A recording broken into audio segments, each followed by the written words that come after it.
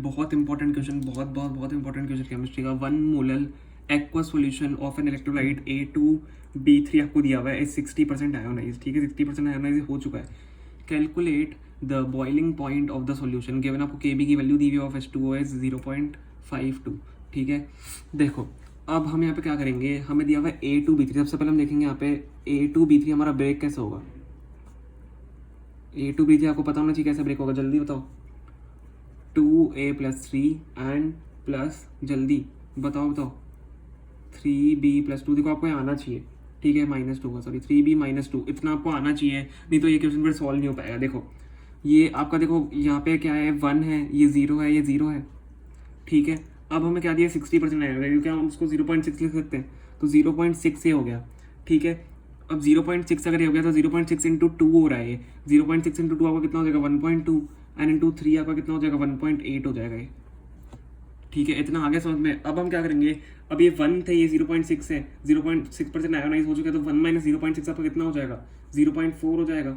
ये कितना, ये लेफ्ट है हमारा, लेफ्ट मतलब हमारा बच गया यहाँ पे, ठीक है। 60% आयोनाइज होने के बाद ये बच गया 0.4, 0 में से 1.2 तो 1.2 ही रह जाएगा, यानी 1.8 ही रह जाएगा, ठीक है। इतना आगे समझ में। तो हमारे क्या हो गया, हम आयोटा निकाल रहे हैं। आयोटा आपका क्या होगा, 1 आपका पहले था और ये आपके पहले हो गए, बाद में आ गए, तो आयोटा यहाँ से क्या निकल जाएगा, हमारे तीनों ऐड हो जाएंगे। 0.4 आपका बच गया, प्लस 1.2 प्लस 1.8 अपॉन ओरिजिनल हम लिखते हैं 1, ठीक है। तो आपका आयोटा यहाँ से क्या निकल के आएगा, 0.4 प्लस 1.2 प्लस 1.8 अगर आप ऐड करोगे तो आपका 3.4 निकल के आएगा, ठीक है। आयोटा आपका 3.4 निकल के आ गया। अब आप क्वेश्चन आसानी से सॉल्व कर सकते हो। आपको इसमें आयोटा निकालने की बहुत ज़्यादा जरूरत थी, क्योंकि हमारा जो फॉर्मूला है उसमें आयोटा यूज हो रहा है, ठीक है। आयोटा हमने यहाँ पे निकाल लिया है। अब हमारा जो फॉर्मूला है delta T B equal to I K B M होता है, एज डेल्टा टी बी आपका क्या होता है, आई इंटू के बी एम, ठीक है, ठीक है, ये आपका हो गया। अब हम यहाँ पे क्या करेंगे, आयोटा की वैल्यू हमें दी हुई है, के बी की हमें वैल्यू यहाँ पे दी हुई है, एंड एम हम निकाल लेंगे। एम क्या होगा आपका, M1 हो जाएगा, ठीक है, M1 हो जाएगा। तो delta T b is equal to I which is equal to कितना, 3.4 इंटू 0.52 इंटू 1, ठीक है। तो delta T b is equal to 3.4 into 0.52 जब आप करोगे तब आपका अप्रॉक्स आएगा 1.768 के, ठीक है। वीडियो पॉज करके एक बार कैलकुलेट कर भी सकते हो, ठीक है।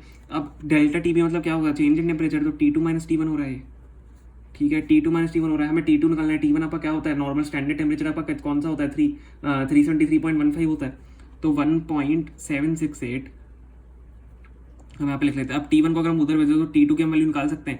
T2 की वैल्यू कैसे निकालेंगे, 1.768 आपका प्लस हो रहा है, ये 373.15,